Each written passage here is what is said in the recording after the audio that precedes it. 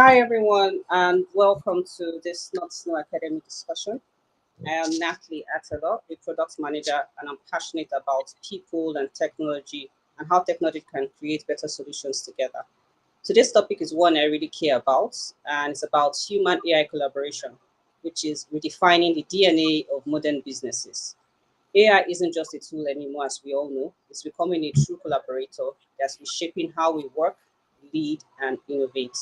And I'm thrilled to be joined by two amazing leaders in the industry, Deji Ogumla from Not Snow Limited and Obafemi Darabidan from Plan. So we'll go into it. Um, First, I'd like to thank you all for joining us. And I hope we're all going to learn a lot from the discussions we're going to have right now. So, Mr. Deji, can you please tell us what you do at Not Snow Academy and your journey and what you do at Not Snow Limited? Hi, everyone. Thank you for having me on today's session. My name is Deji Ogumola, and my journey into the AI product management has been all about bringing strategic vision, innovative solutions, and execution together with creating digital transformation. Um, my career so far has been more of it has been kind of dynamic, especially in the agentic AI, the web, mobile, and the general AI at large. And it has been majorly focused around turning very complex challenges into strategic advantage. At Not Snow, I lead the product management team, especially in the AI space, to build softwares for businesses, and also I'm also a facilitator for most of the AI training that is being done at Not Snow to support upskilling um, those who join the academy just to become skilled and become better off in their career path and their journey in the AI space. Yeah, thank you.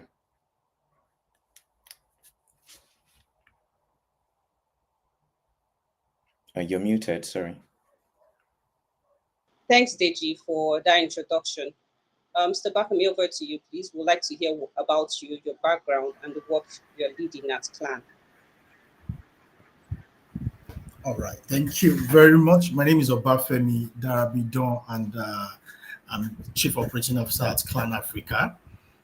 Clan Africa is a leading fintech. Um, Basically, we do credit infrastructure. So we power credit services to individuals and businesses. We have an artificial intelligence powered platform that does credit assessments and also judge the credibility of individuals in accessing loans and credits from financial institutions. And there I direct the operations portfolio, and I also, oversee growth largely. My experience are cuts across banking, finance, and I'm now in technology. So I've always been in the finance space, and now leveraging on technology to do what I know how to do best. Basically, that's what I do. Thank you for having me. Thank, thank you so much for that introduction. That was wonderful. It's great to hear the amazing things you're doing. Thank you for setting the stage. Let's get right into it, looking at how human AI collaboration is reshaping the way businesses actually work. Deji, how is human AI collaboration changing the way businesses design and deliver products? Yeah, thanks for that question. So when we talk about human AI collaboration, it's it's one big thing right now because fundamentally, when you look at the product design and delivery, we're gradually moving away from just automation. We're beginning to move towards like an amplified or a collaborative intelligence, which is a human and the AI handshake. Basically, I think it's about extending the human capabilities, especially in understanding users' needs, the iteration process, and getting that iteration done quickly, and also personalizing experience. So let me give a simple example. Now, what we started to see initially was the traditional, from the customer service side of things, for example, we see a lot of AI chatbots being released out there for frequently asked questions, onboarding, and all of that. Now, what we're beginning to see is with the human AI collaboration, right, which is where we find the human in the loop in most of the conversation right now. Mhm. We've started to see the way where we design products where AI assists the human agent, for example, the customer service agent, by retrieving like relevant information, suggesting um, ways to be empathetic, especially when attending to customers, or also having this triage for complex issues resolution. And basically, what that has done is it has it has bridged that gap between the human and formed this collaborative model that leads to customer satisfaction, um, and also turnaround time in issue resolution. I'm talking from the customer service side of things. So if you look at it, AI alone cannot achieve all its goals without the support of the human. And the human collaboration that's happening right now is actually leading to hyper personalization, where you're able to personalize the responses coming to the users and supporting the users. So my perspective, right, from the area of human AI collaboration as ways to change the business will be that products should now be designed in such a way where there's always a handshake between human and also AI, because you don't want to leave decision making totally to the AI. So you need to have the human side of things where there are some collaboration, and the human can have the interaction to support other humans. In some organizations, um, there's still the trust bit of humans interacting with AI totally. So that collaboration Mhm. and the handshake really helps for business optimization. Yeah. Thank you. Thank you, Deji. So what I can get from what you just said is collaboration is the key thing that we need with it. We need to collaborate. That's very important. So another question I have for you is what skills do professionals need to thrive in human AI environments? I think one of the biggest skill that the humans will need is the ability to make decisions. AI will present all the facts and the data to you.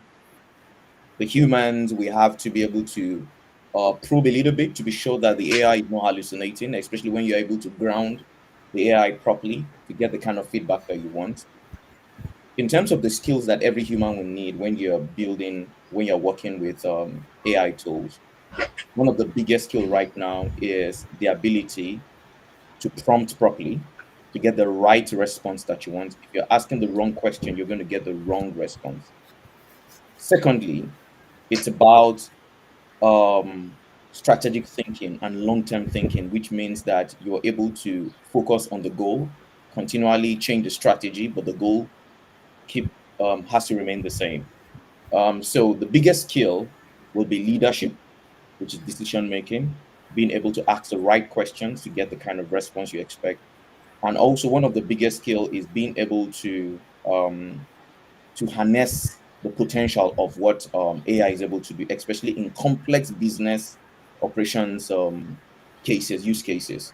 Yeah. So as humans, I think one of the biggest for us is leadership, which is really decision making, strategic thinking, and also the part of being able to prompt rightly to ask the right question. Yeah. Thank you. Thank you so much for that insight. Okay, we'll go over to Obafemi now.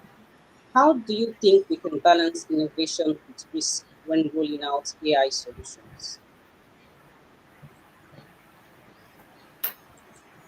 Okay, how we can balance innovation when rolling out AI solutions would be to so AI in itself, like um, um, like we mentioned earlier, is supposed to augment the human experience, right? It's not like a silver bullet in itself. So while implementing that, just like the way you implement other tools, I believe one of the things that we can do in achieving that is to phase out um, the innovation. So I would say that in rolling out, there should be a phased approach to doing that instead of a full scale, big bang implementation, right? It's always safer to phase things out. This allows for organization. This allows for test and feedback on the from the AI model, so that whatever needs to be corrected at the very foundational levels can actually be uh, be, be dealt with because you faced it out. So and that also, you know, helps to solve and identify potential issues that might arise, and you can learn from the failures. AI adapts to whatever information that we are putting into it. So it will be good not to constipate the model and just drop it at once. It's good that it is phased out in rolling out innovation. Another thing that Deji mentioned was also the human in the loop approach. He mentioned human in the loop, and I think it's also something that we cannot totally take away the human part of the whole thing. We need to understand that every organization as of today, before AI evolved, was built around people, roles, responsibilities, and all of that.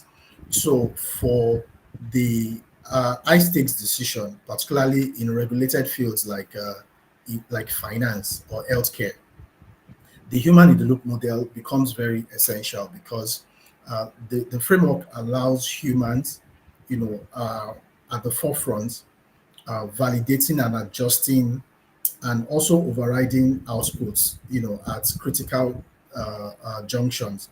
What we need to understand is that AI models are learning from us.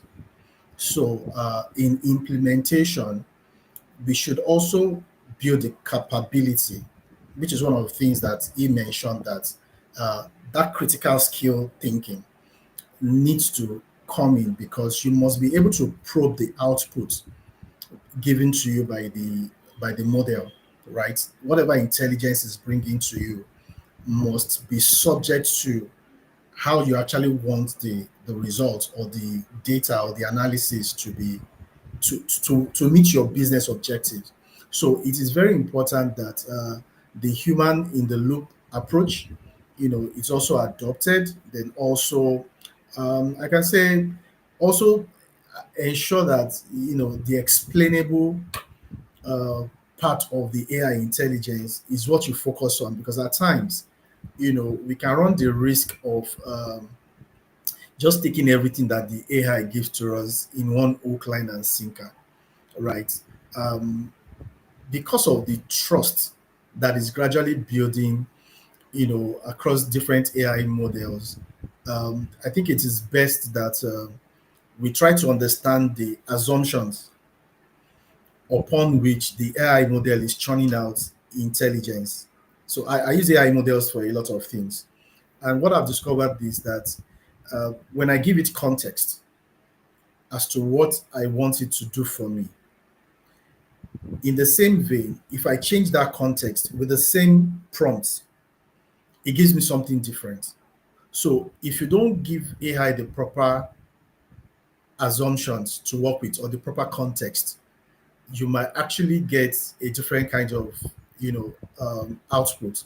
So which borders on the fact that um, we need to ensure that we are not just taking everything hook, line, and sinker. There must be that explainable. You must be able to ask your AI, what is the basis for this result. And because you are a professional in what you're doing, don't forget technology is always an enabler. First of all, you own the business idea, you know what you want to do, you know what you want to achieve. So AI is meant to help simplify either that process, make it more efficient, make it less time wasting to achieve better results within the shortest possible time. So you must be able to validate what is being given. It must be explainable. In short, that's what I'm trying to say. I think those three approaches can help you when you are rolling out AI solutions within an innovation context. Thank you. Thank you so much for that, Bafemi. So to add to that, what can you say? How would what leadership decisions must executives make to embed AI successfully into their company's DNA? Okay. For leadership, so I would say that largely a lot of leaders are still um, a lot of leaders are still we are all still learning. As a leader myself, right, um, within the business space, we are all still trying to understand how this will affect the structure and the core of our different organizations.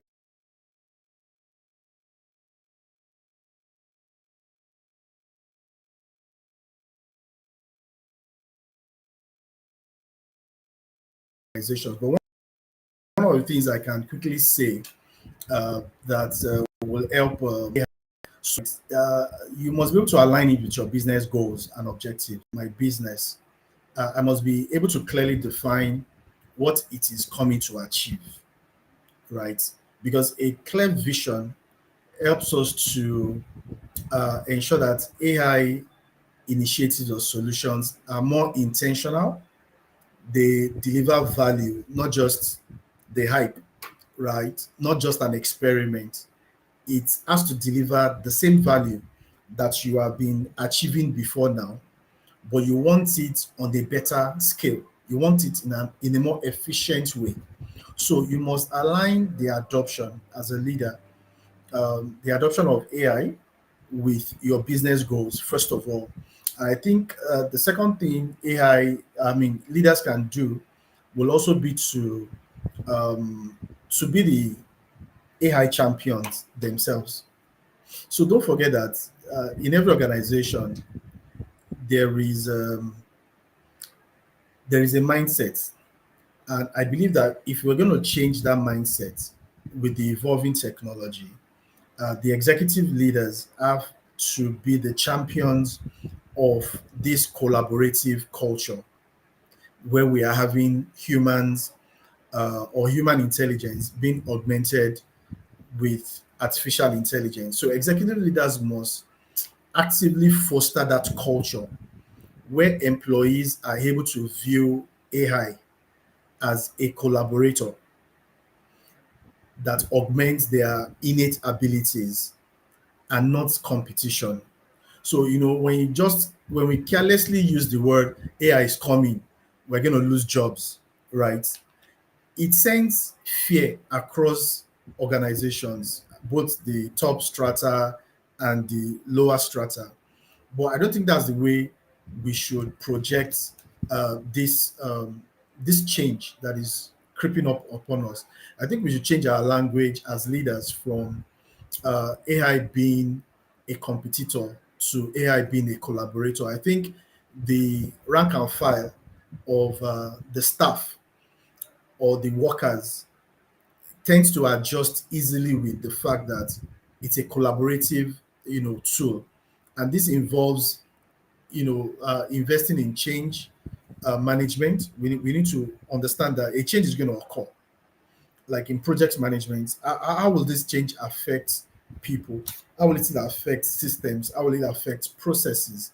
And we should be transparent in our communication. See, if I'm talking to, say, for instance, maybe a support team, and I know that if I implement a particular AI model, I'll probably take out 10 people, or technically render them, okay, I'm avoiding using particular, take up their responsibilities, automate a process, right? I should be able to communicate with those set of people to achieve. To, let me say, 200 emails in a day. They are taking 300 phone calls in a day. And I want to implement an AI model that can do the same thing for me, probably push it to picking 500 calls a day and replying to 1,000 emails a day. Then I should be able to make the team see why we are bringing in this model in order for us to do our jobs faster and more efficiently. Then we must be able to allow the team to recognize where they still fit in within that structure. What can they do? I would say, for instance, a lot of job roles will change from just being, let me say, a customer service agent to probably uh, an AI manager. For instance, a AI manager.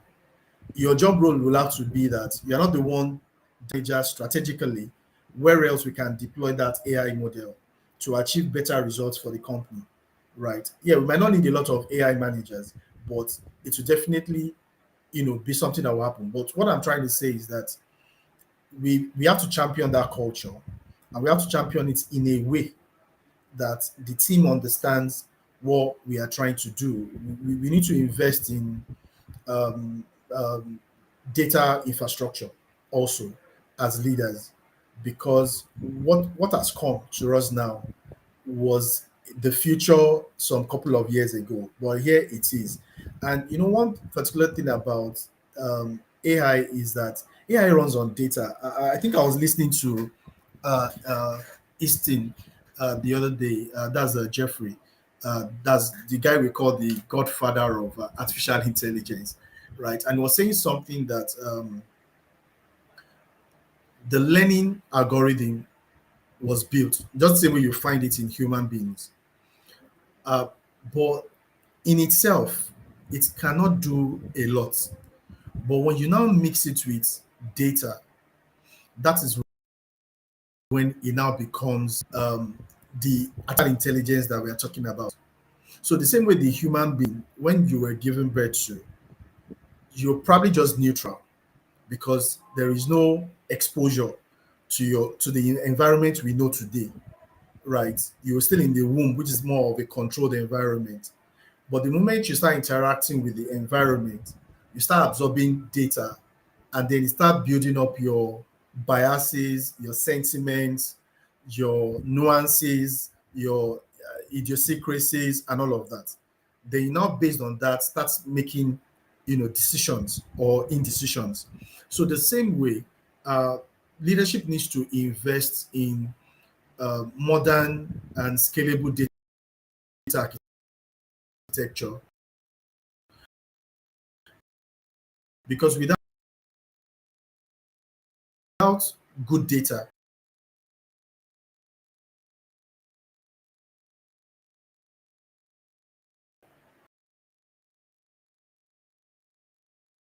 right, the AI will give is going to give you an output that is chaotic. Let's put it that way.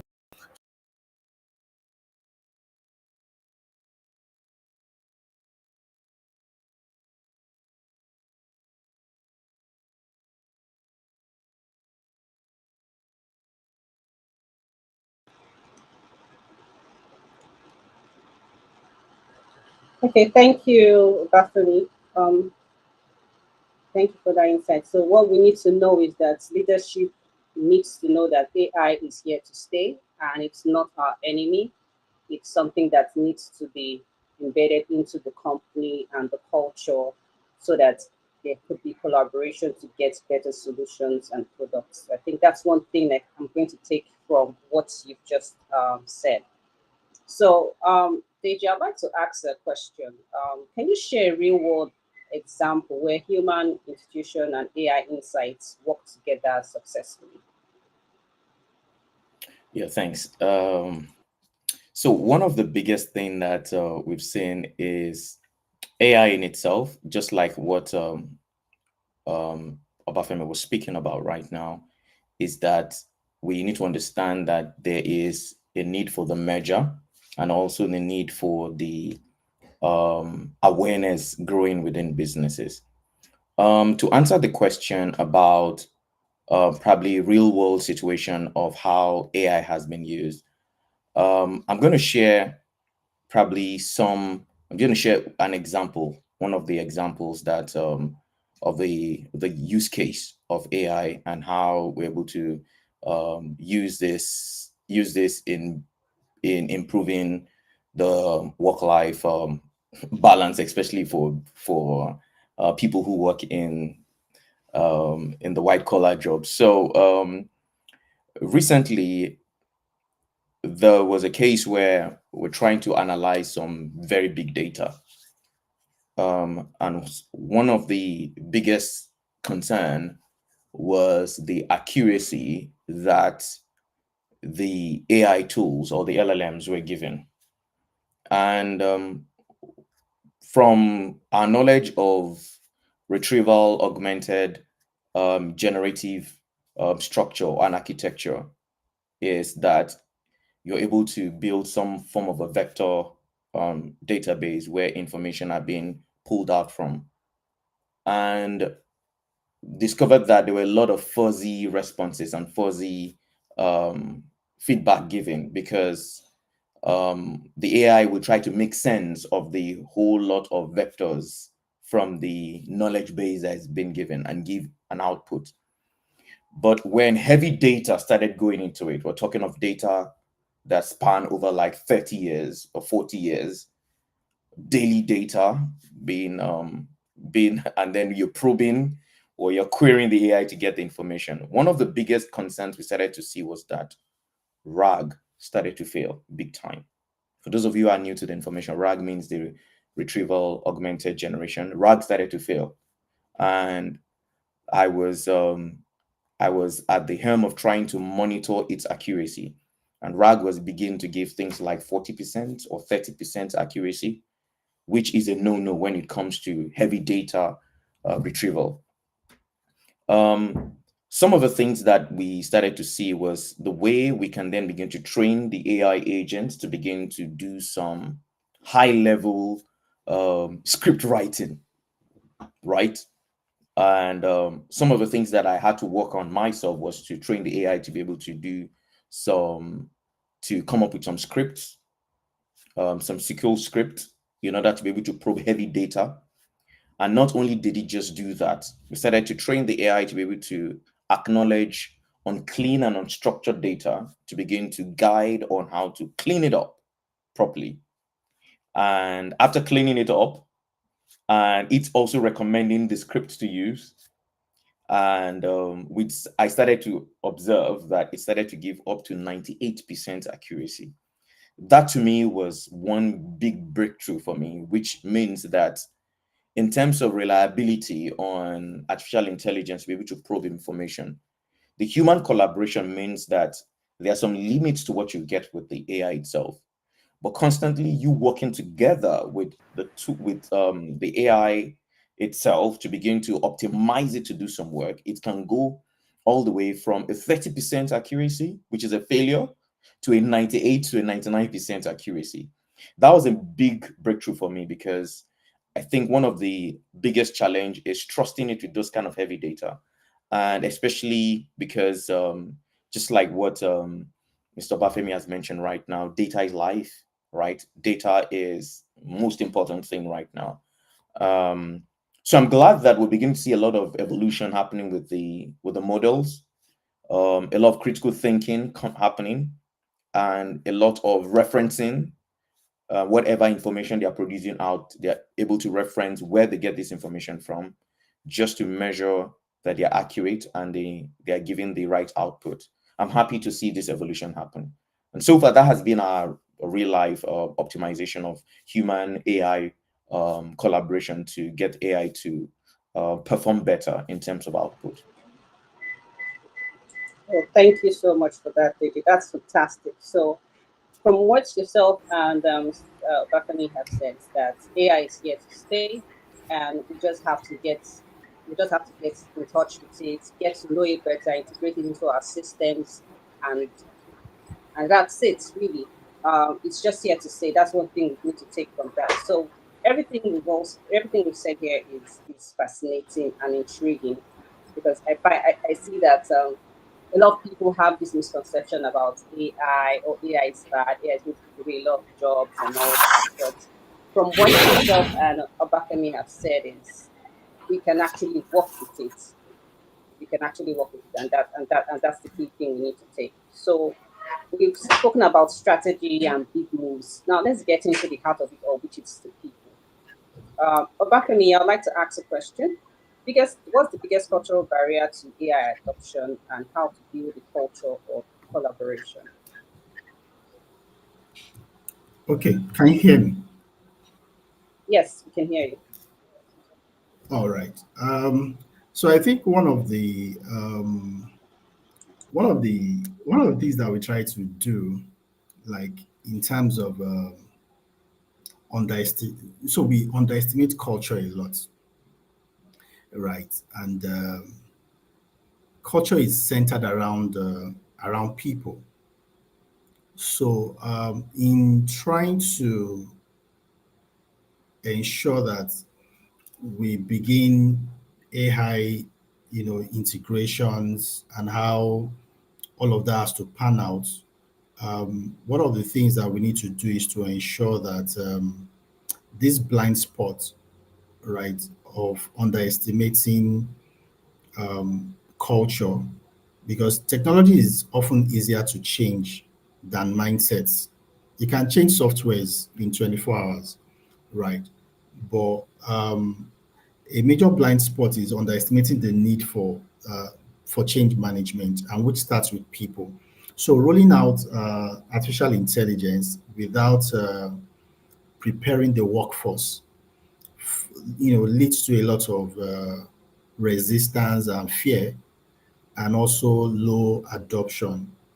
And it might interest you to know that yes, there's a lot of fear and mistrust currently as it is, because there are a lot of data popping up and people are seeing it, statistics, how McKinsey is implementing AI, and how a lot of their consultants and analysts are going to be rendered redundant because they're implementing models that can do the job accurately at about 89% than what the human agents are doing. So there's a lot of fear and mistrust, and I think we need to understand how to invest in empathy, training. We need to be transparent on how this AI is going to be implemented across our systems, across our operational workflows, and also how we need to frame AI models as collaborative tools, and to build a culture that encourages experimentation and learning from failure. Another thing I would also like to say is that we need to put in place like a culture of continuous learning, right? In trying to ensure that we get past this phase, because the decision making will become you a dynamic feedback loop with AI, right? So when human decisions and AI recommendations diverge, it shouldn't be seen as a failure, but as a learning opportunity for both, right? Which is both humans and AI in this instance. So humans would investigate why the AI's prediction was different from theirs, and also potentially uncovering flaws or where there are misses, right? Because, like we said, AI is feeding from us, right? It is what you put into it. If it is organized data, if it is clean data, then the output will also it will determine the level of purity of that output. So we must have a continuous learning approach, which is a culture that we have to put in place to ensure that this phase in our different organizations, is properly handled. Thank you. Thank you so much for that, Obafemi. Deji, I'd like to ask, how do you balance AI-driven efficiency with the human touch in customer relationships? Sorry, please, can you repeat the question, please? How do you balance AI-driven efficiency with the human touch in customer relationship? Okay. So from the customer relationship side of things, I think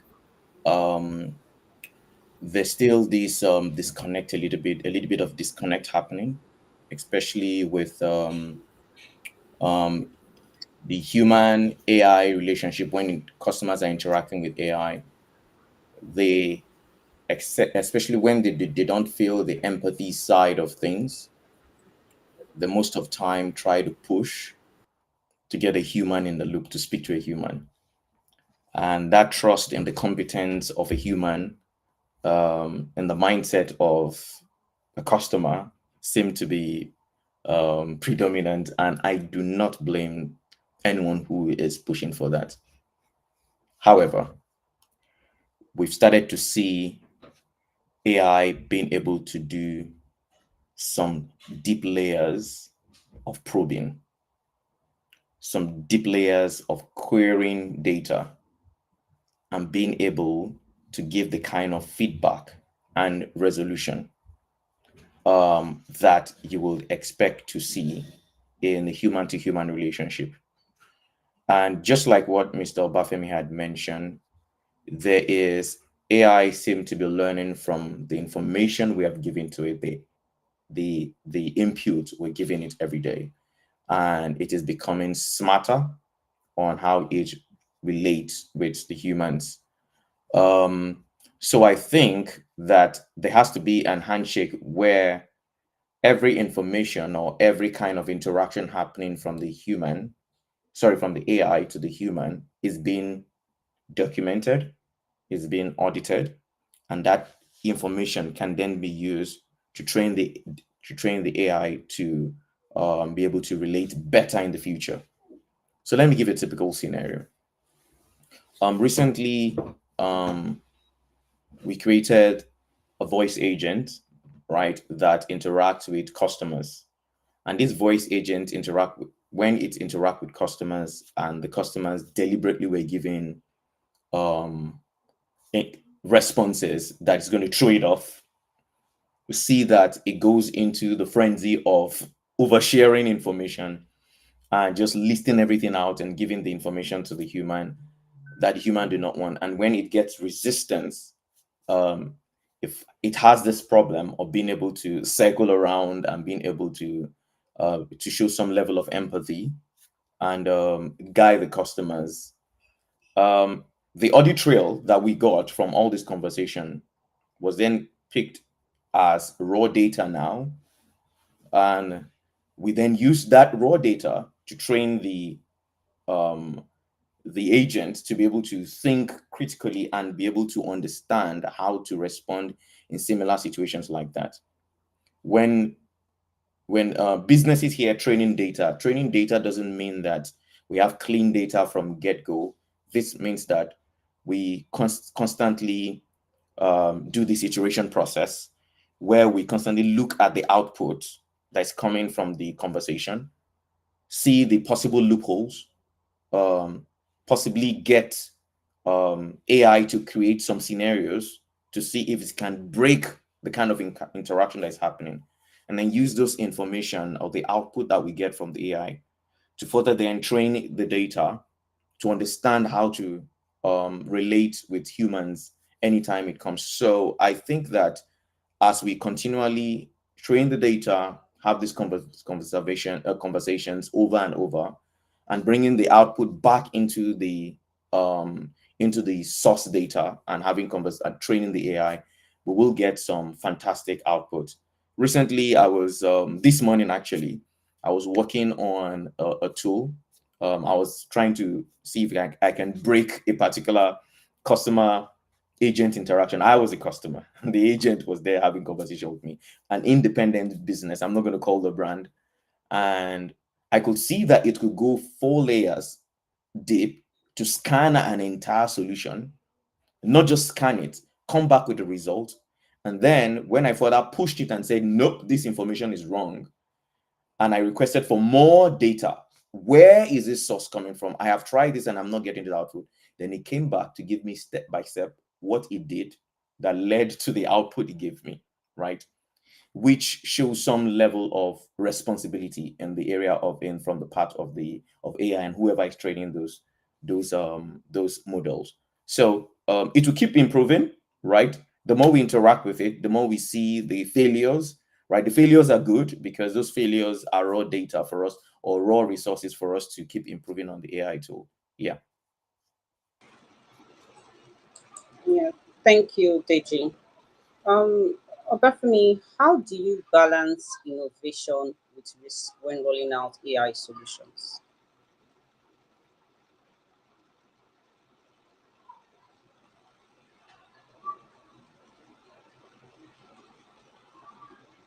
Sorry, we can't hear you.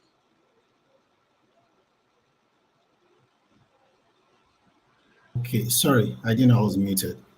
All right, so balancing for innovation with operational risk is a critical leadership challenge, that requires a balanced structure and also a human-centric approach.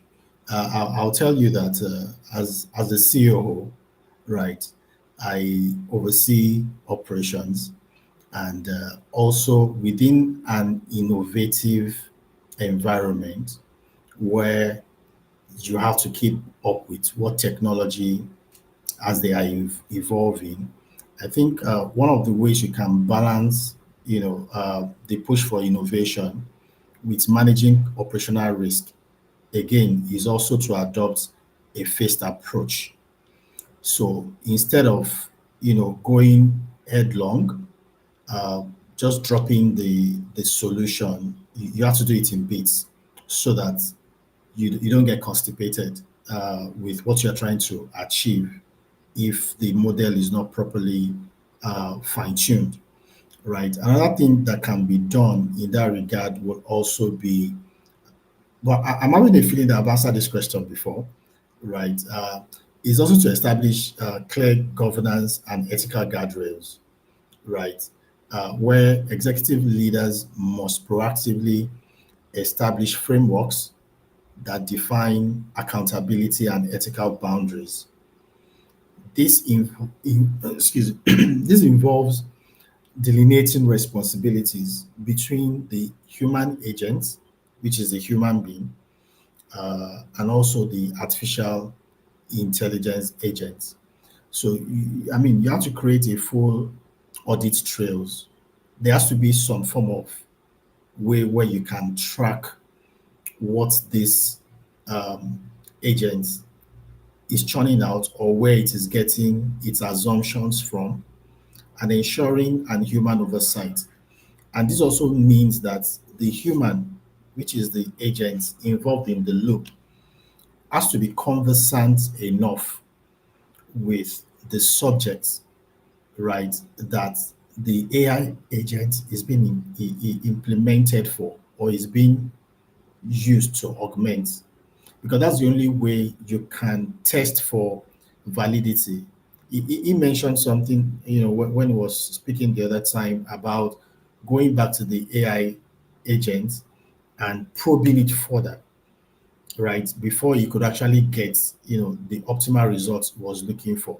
So yes, um, a clear governance and ethical, guardrails needs to be put in place in order for us to be able to achieve this. And there has to be like an human in the loop kind of model in order to ensure that the call for innovation and operational risk is properly balanced in that regard. Thanks. Just to add to what Obafemi mentioned right now, I think just to chip in, think of it like, would you want an individual, let's put it in form of a human right now. Would you want a human to be the jury, the judge, and the executioner in an organization? That's too much power given to a human, one person in an organization. There needs to be check and balances. So if humans working in an organization have a team, you have a finance team who is checking the outflow and the inflow of finances into the business. You have HR who is checking the ROI when it comes to people and culture. You have people in leadership or in sales who are checking in inflow of businesses brought into, and then there are some check and balances from businesses. Why would you want to give artificial intelligence too much power for everything?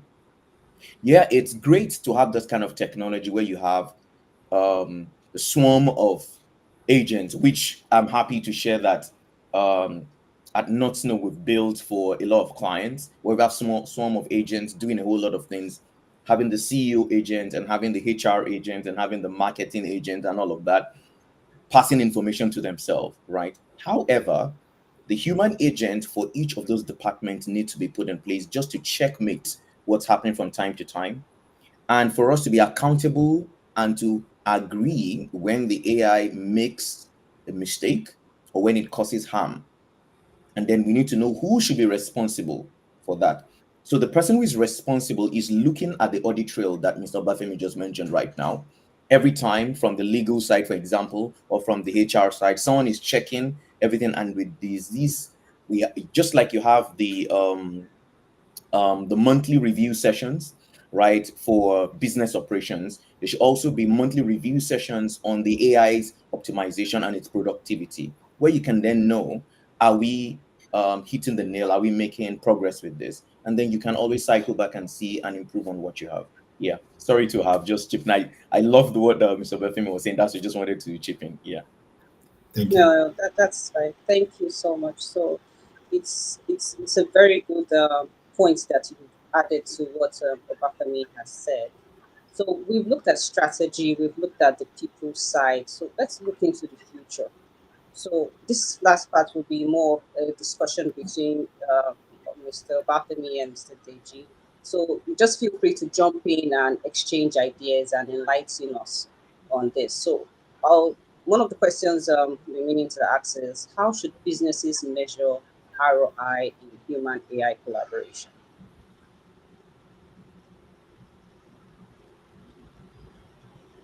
Okay. Okay. Go So ahead. you can go. You can go. After you. Okay. All right, so let's talk about return of investment on human AI collaboration. And we need to see it like a multifaceted approach, um, not just about cost savings. Um, I've had these conversations where tokens are involved when AI is being used in an organization. And tokens means money, right? For every query, there are tokens being taken from the foundational models, which are integrated into some of the tools that you've built. And that's the costs sometimes that we look at. And so we need to look at the quantitative and the qualitative metrics now. And at the same time, it's always good to look at some of the tangible and the intangible metrics. Let's talk about the tangible metrics that we look at. Now, as a business, with the use of AI, you can measure your reduce time to market for product development, for example, right? The tangibles could be in customer service, the reduction or the lowered customer service handling time to reduce, um, and help you increase revenue because you don't have to spend so much in trying to, because time is money, actually, as every business, because man hours are being paid for. Um, it can also help sometimes in the reduced operational cost. These are the tangibles I'm talking about, or in terms of hyper personalization recommendation, which helps for customers' trust in your product. For example, a customer comes to your product and it looks like the product knows them already, right? And is able to recommend things. So basically, you're able to get this trust that, oh, this system knows me and then I can purchase. But let's look at the intangible metrics, right? Which most people do not actually look at.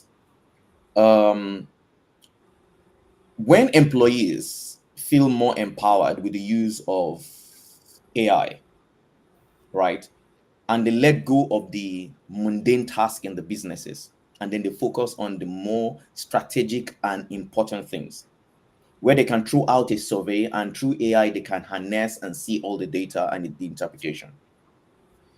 Think of how fast you are being able to innovate now with AI, troubleshooting another AI to get the kind of innovation, right? Think of the quality of outputs that is coming out from your business right now, right? And think of the strategic advantage that you have, being the first to market, right? And being able to make a change in the business. So there are a whole lot of things that need to be measured when it comes to return of investment. So if you look at the intangibles and you look at the tangibles, and also you look at the quantitative and qualitative merged together, you will know that harnessing AI and the kind of value you get from it is actually on the rise right now. You're getting a lot of value in terms of return on investment. Yeah. Fantastic. My take will just also align with what DG has said. There are both tangible and intangible ways of measuring the success, right, which is the return on investment of AI human collaboration, no doubt.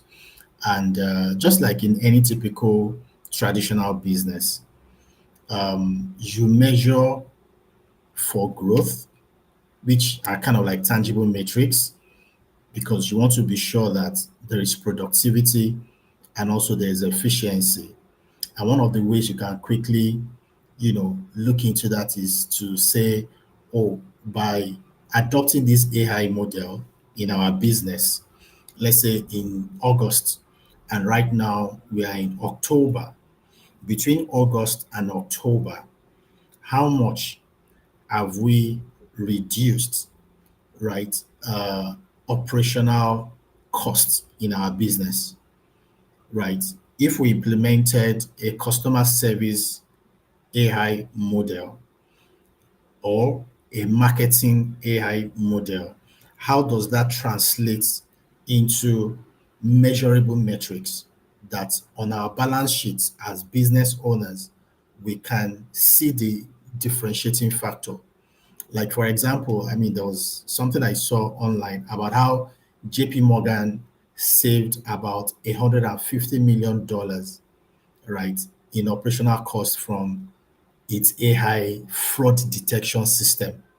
That becomes very measurable. So you can say, oh, between when we implemented this model and when we are measuring, that's a time frame. What has happened in terms of the tangible metrics that we can actually measure, and also in terms of sales. So let's say, for instance, we're implementing an AI model that helps us curate marketing content or copies or create graphics designs and automatically post it in the relevant places on the internet where people can see it, or even post it where you can find it on what's it called, on generative AI models like ChatGPT and all the others. Now that we are doing GEO, generative, what's it called now? Optimization, some, where you can actually find business details on ChatGPT, right? We want to be able to measure that when we implemented this model, which was probably 3 months ago, and right now, by how much of that investment, has impacted directly on our revenue growth, right, over that period of time.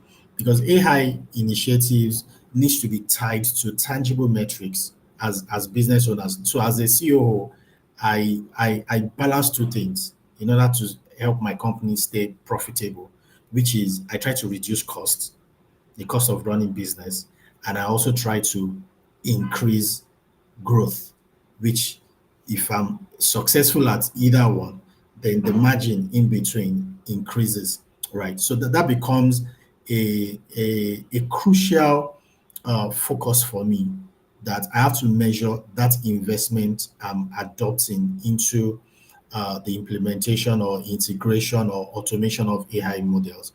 Also, in terms of the intangibles, like Deji said, yes, innovation and creativity. How do you even measure that, right? Because in everything there is an art and there's a science. The science is the metrics that we're able to measure.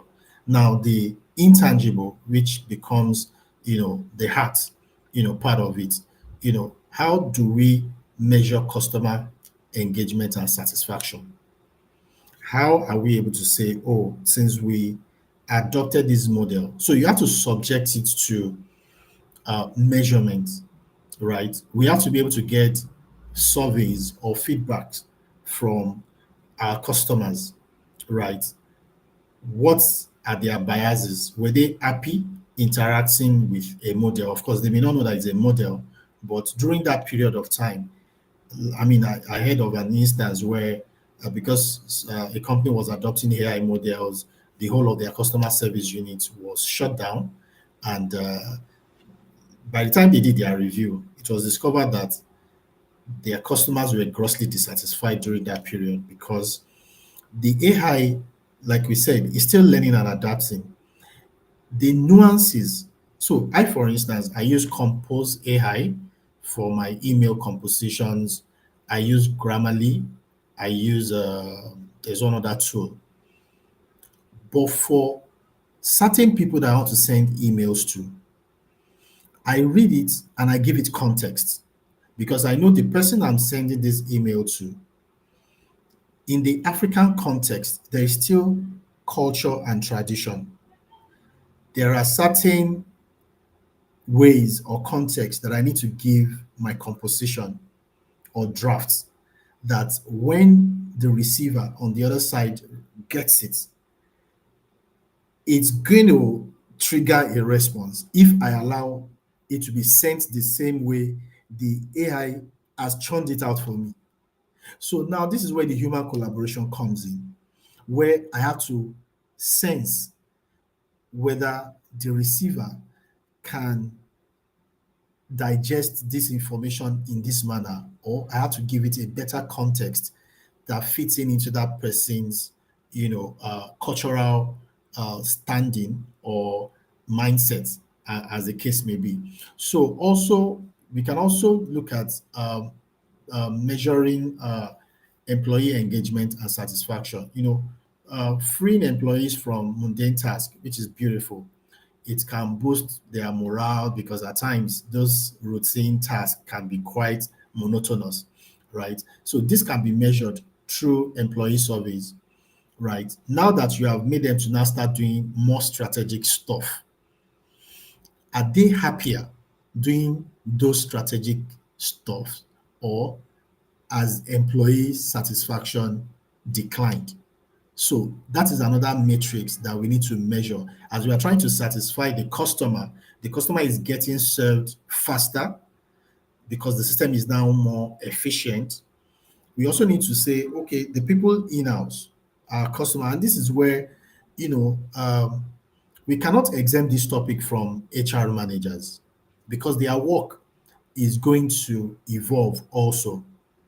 Because right now, with the adoption or the collaboration of human AI, right, there's going to be a lot of involvement. In fact, there will be a particular unit, I'm just envisaging it, that we'll have to call it the digital workforce. Whoever is going to be managing that workforce is only managing AI models and AI agents that are doing certain tasks. And the person has to measure their output because it's a workforce, but they're only digital, right? But there's also going to be another set of people who are going to be managers or supervisors overseeing probably certain things that the agents cannot yet do. But we also need to be able to measure their satisfaction as human beings because they have nuances, they have sentiments, they have feelings, they can get tired, right? We cannot work them the same way we work the models, who probably does not have break time, they don't have lunch time, they don't go on leave and all of that. But the human beings, so there's going to be a different set of appraisals by which we're going to look at our digital workforce and we're going to look at our human workforce and also look at where they meet the nexus between the both of them, right? And I think that the key here is to recognize the full return on investment, that it isn't just about cost reduction, and it's also not about value. It's all about value creation through enhanced human capabilities. AI is enhancing human capabilities. So we can't tie it to tangible metrics alone. We also have to look at the intangible in order to say, is there a balance within the organization? I think at this point, I'll let it down. Thanks. Yes, thank you so much, Obafemi.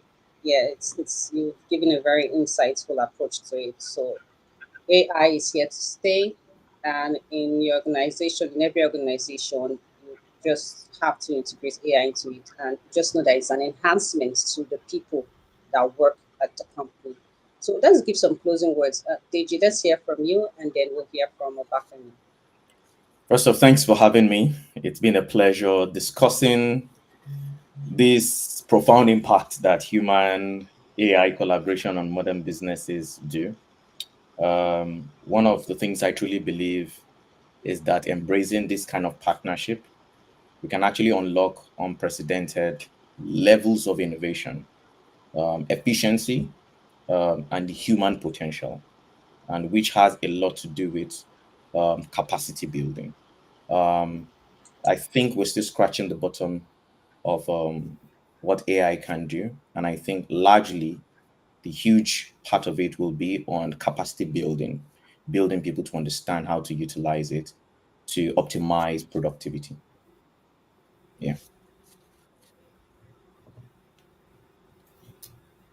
Okay. My parting words will be, we need to look at spiritual intelligence and artificial intelligence as a parallel. Yes. We need to. If we don't, we won't fully be able to maximize what we're trying to do. Yeah. So the human agents exist on, or is connected to three sources. It's connected to the physical environment, is getting data from there, from the moment it was born, from his mother's womb. Then also there is a soul, which is a repository of a lot of information also, that is either coming through the DNA and all of that. Then there's a spiritual source that we all believe in. Even the atheist who says, I don't believe in God, knows that there is a being, but they don't want to call it God. So there is a spiritual angle to these things, which the human agent has, that artificial intelligence does not have. In as much as AI is getting to adapt better every day, AI is getting more intelligent, getting more efficient, and all of that. I want to say something, that it cannot replace you as a human being. There is a part of you that is not, cannot be recreated, right? We can give the artificial intelligence a lot of our own characteristics. Help me to think faster, because if I give you an assignment, you probably need to sit down in a library, get all the books on a shelf, go through them, extract data. Then the time it will take you to analyze them. We said, AI, come. I don't want to go to different people's libraries. I want you to go through the libraries for me. I want you to get me all the information from different sources and analyze them faster. But the way the intelligence is presented to you as a human being, it is an enhancement, which is now going to suggest that your human judgment, which is critical and at the core of your being, will now look at that data based on your experience. AI may not have an experience that of what happened in your family 5 years ago, but it has the historical data. You feed it into the AI. AI is able to predict based on that pattern. But there is a nuance. There is, a sentiment that AI does not have, which is where I believe that the human agent or the human intelligence has as an advantage over artificial intelligence.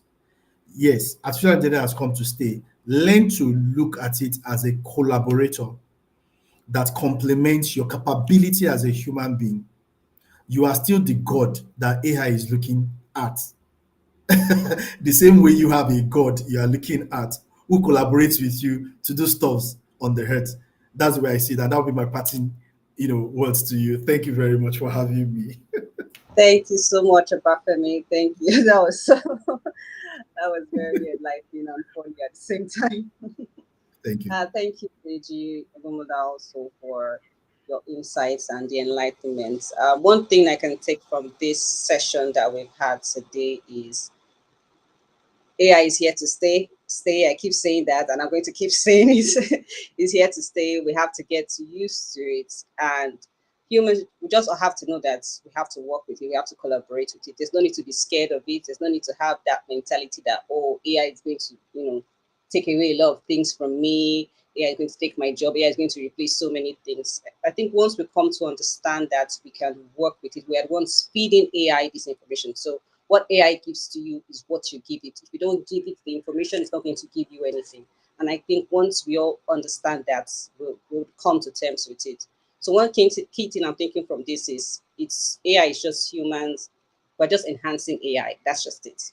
That's what I'm going to say. So thank you so much for joining us. It's been wonderful having you on the program. So thank you everyone for listening in, everyone around who is listening from all over. Thank you so much. Thank you for joining us in academic discussion. And we're going to be having this session again next month, October 18th. And we look forward to having you join us and listening on the conversation. And it's going to be on October 18th, 5 p.m., same time, same place. We'd love to have you here. Thank you so much. And it's bye from me. Thank you so much.